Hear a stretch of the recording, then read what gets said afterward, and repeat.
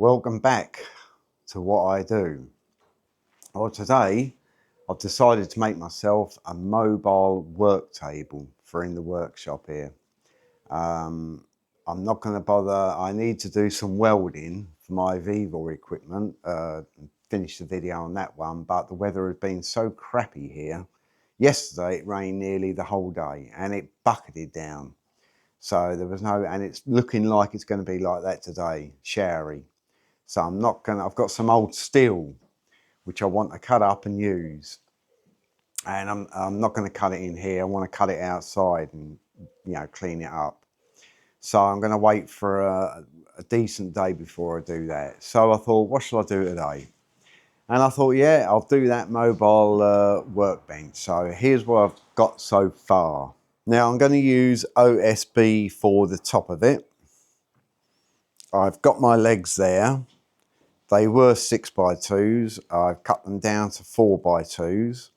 What I want to do really is use this pile of wood I've got left over. So why not use it to make a workbench? And yes, I will be able to weld on it, and I know it's wood. And if you want to know how I'm going to be able to weld on top of wood, well, you'll have to wait to the end of the video, won't you, and see what I've got in store. But I just wanted something mobile to work around, so let's get on with it. Progress so far, I've got the base or the top all squared out there. I've had to put weights, as you can see, on the two corners because the wood is so warped that if I was to take those weights off, well, one bit of wood would just pop up in the air. I'm afraid that's part of the problem of buying wood. Every bit is warped, doesn't matter what you buy. So the legs, as you can see, I'm putting together two of the 4x2s to make them 4x4s, and they will be the legs. So I've got two glued and screwed. That side of the bench is glued and screwed, just letting them all sort of take a little bit now, and then I'll be putting the legs on next.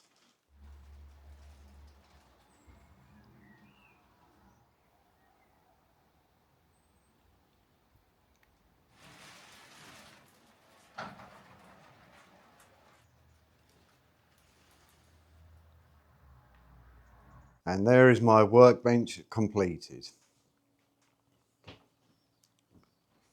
So let's run through a few things, see what I've done. Got an old mat on top of it, so I can do something which requires a softer surface. I've got an old, just a bit of OBS or OSB, sorry, boarding for the top. And of course I can remove that at any time and put on 6x2 or whatever I like, plywood, whatever. So it doesn't matter if that gets destroyed.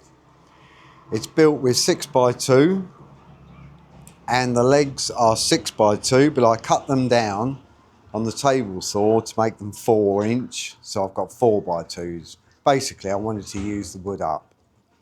Down at the bottom rail we've got 4x2s. Again, all wood, which is just lying around here. So everything was made from just scraps of wood. Screwed in, no special joints. All the tools I used was a spirit level, a drill driver, a mitre saw. That's the old saw I used. One I got from Parkside about 15 years ago, still working. Casters, which I had sitting in a drawer. So this is completely movable. I can move this all around wherever I want it to be.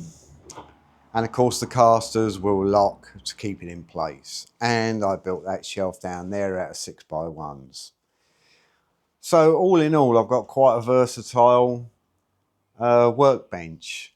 And let's do a comparison to this man's workbench.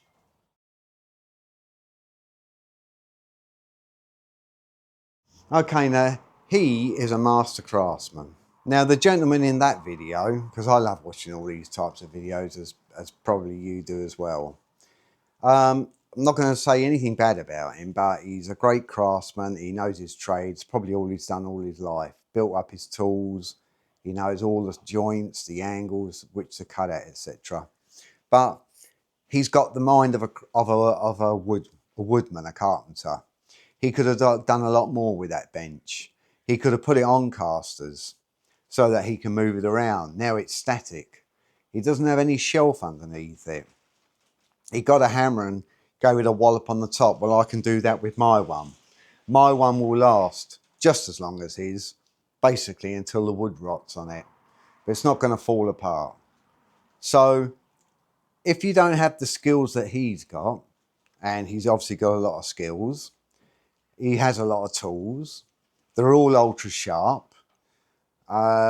Me, I just had the very barest of tools that I need to do a job. No point in me going out and paying a fortune for a load of tools just to do the odd job here and there.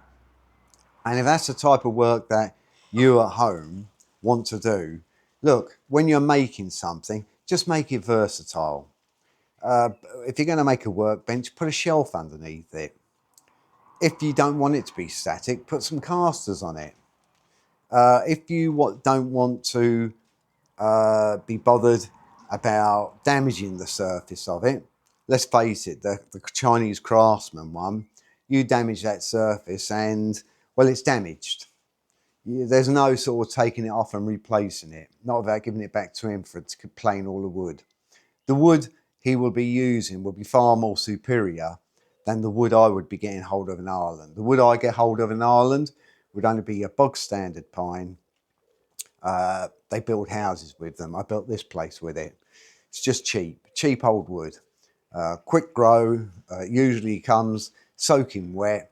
It's all warped, it's all bent, none of it is square. You get your, say a 4x2 or a 6x2, 16-foot length, it will be twisted. The sides, you can put your square on one edge, draw a line, put the square on the other edge, draw a line, and they'll both be completely different.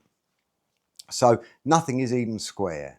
You would need a planer thicknesser to put them through to actually try and get some squareness out of them. But when they're all warped and bent, well, good luck. Now, that bloke has all the tools that he needs, and I'd say all of the wood that he actually used was dry. I can't see him working on wet wood because it would all shrink. So, big difference between what he does, what he's got, and what the rest of us have got, and what the rest of us are able to get hold of. In China, you can get hold of anything. Here in Ireland, you can't. You have to either buy it abroad, wait for it to come, or you just make do with what you've got available. And that's what I do. I make do with what I've got available. So I'm not taking anything away from that bloke. He's an expert at what he does. But he's not an expert at what I do. What I do is everything. I do a bit of welding. I do a bit of carpentry. I do mechanical. I do spray painting. So I have a wide varied range of activities that I do. He just concentrates on carpentry, and that's it. So he has a carpenter's mind when he builds something. Me, I've got to look at using something for everything. Now, I did say I was going to do some welding on this as well, and I was going to show you what I was going to use.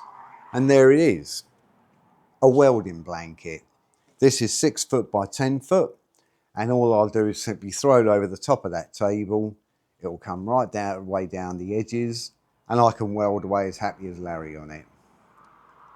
So it's versatile for me. I can do a lot of things. The mat that's on there is one of those, ones that you get from those companies. They're quite versatile. They're very tough. They clean up quite well, and it'll last you donkey's years, or last me donkey's years. And like the Chinese, I didn't watch all of that video because I've watched a couple of his videos before, but I just happened to see that one. I thought I'll make a comparison with it. But I had no plan, no plan in mind at all. I just simply got the wood, decided what sort of size I wanted to make it, and just got on with it. I made the height of the workbench for me. You'll go and get a generic workbench, and for you it'll be too low, too high. They have to be the correct height for you, for a proper workbench to be able to be comfortable at. You go and buy that Chinese man's workbench and it could be too low. I don't know his height, but I know the Chinese on the whole are usually smaller than European people. So I could get that workbench and it'll be, you know, down to my crotch. No good for me, is it? So anyway, if you have any comment to make about this video, feel free, make a comment. I know most people don't on YouTube. Most people who watch YouTube videos don't really make any communication, to be honest with you. Obviously some do, but the majority just are swipers. They don't ever do anything apart from look at someone else's work and criticise it.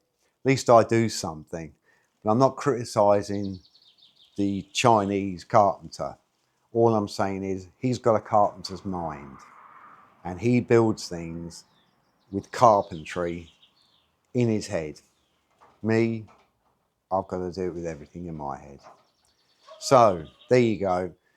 Catch you again.